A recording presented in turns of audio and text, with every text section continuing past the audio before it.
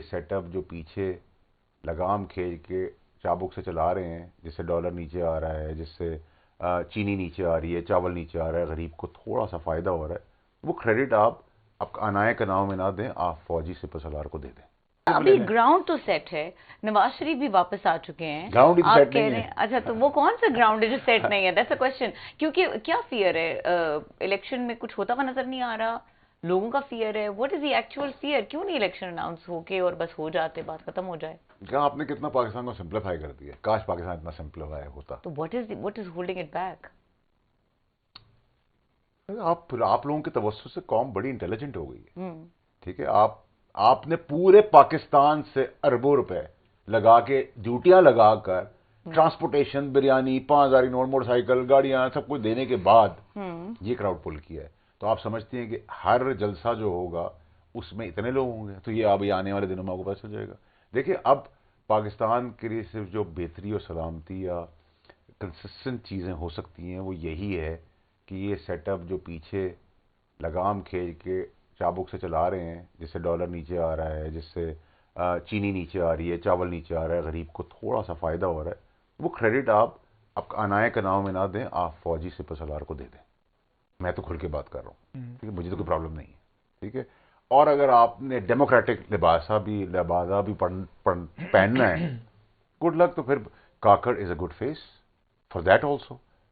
तो आप एडमिट करें ना फैक्ट को, हम क्यों झूठी चीज़ों के अंदर रहते हैं। अच्छा, मेरे पास कोई है, मैं उड़ती उड़ाती कहीं से खबर आई थी, मैंने कहा जिस दिन आप आएंगे ना आपसे पूछेंगे कि कुछ इस तरह की प्रपोजल भी चल रही है, कोई लॉ मिनिस्ट्री में भी इधर उधर कोई बातचीत फैल रही है कि दिसंबर से तक कोई रेफरेंडम टाइप चीज भी कराई जा सकती है। कुछ चीजें, कोई रिटर्न में कुछ चीजें गई थी, किसी पे कमेंट्स मांगे गए थे कि अगर ये हम इस तरह की चीजें सिस्टम को करने की कोशिश करें तो क्या इसकी कानूनी लीगल चीजें हो सकती। डिस्कशन डिबेट में थी, मैंने कुछ चीजें देखी, मैं इसलिए कह रहा हूँ आप तक कोई पहुंचे इस तरह की? अभी still there is a plan कि उन्हें ये फील हुआ है कि ये जो सिस्टम है हम दोबारा बनू के ना दोबारा सियासतदानों के हाथों में देंगे तो शायद फिर वही बैक टू स्क्वायर वन होगा, फिर वो लड़ाई झगड़े पड़े। ये तो हम आपके चैनल्स पे डिबेट कर रहे हैं ना सर कि ये अगर आपने फाउंडेशन मजबूत दे दी चीफ जस्टिस की शक्ल में या चीफ ऑफ आर्मी स्टाफ की शक्ल में, और मुल्क को फाउंडेशन तगड़ी दे के कीचड़ की छतें डाल दी, तो बह जाएंगी वो। तो आप मुल्क का एक्सपेरिमेंट नहीं कर सकते।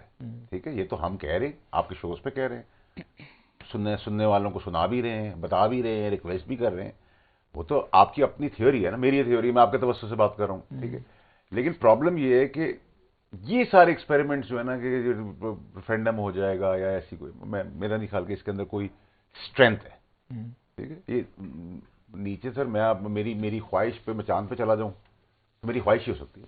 तो आपको लगता नहीं है कि अगर खान साहब के बगैर इलेक्शन होते हैं, जो मौलाना साहब ने भी बात की थी, पीपल्स पार्टी बड़े जोर शोर से कह रही है कि खान साहब के बगैर इलेक्शन होगा तो इनकी कोई माना नहीं जाएगा, इनकी क्रेडिबिलिटी नहीं होगी, वो ही फटे। अब तक मतलब मौलाना साहब भी कह चुके हैं और पीपल्स पार्टी भी कह चुकी है, नवाज शरीफ साहब ने नहीं कहा। सर, जिनकी खुद क्रेडिबिलिटी नहीं है वो क्रेडिबिलिटी की बात करें, ये भी एक मजाकिया बात है, नंबर एक। नंबर दो ये है कि वही फिर मैं आ जाऊंगा कि सादिक अमीन का सर्टिफिकेट देने वाले खुद सादिक अमीन नहीं है, मुल्क का खिलवाड़ करते हैं, मुल्क का साजिश करते हैं, मुल्क तोड़ने की साजिश करते हैं, मुल्क की सलामती का साजिश करते हैं। 23 अक्टूबर का फैसला पाकिस्तान के साथ एक घिनौना, भयानक, पाकिस्तान की बका सलामती से जुड़ा हुआ है।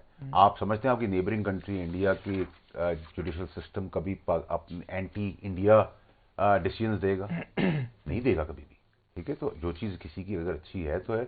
ये तो अपने लोग अपने मकासद के ऊपर सियासी खेल खेलें। मैं तो कह रहा हूँ कि इतना सियासत का शौक है, गाँव छान उतारें, आगे सियासत में करें, बैठे सियासत के अंदर, फिर देखें हमारी कितनी थिक स्किन है। हम तो एक दूसरे के घरों तक पहुंच जाते हैं, आगे बैठे आप कंटेम्प्ट ऑफ, अगर किसी जज का नाम लेकर मैं कोई स्टेटमेंट दे दूं, सुबह कंटेम्प्ट ऑफ कोर्ट लग जाएगी।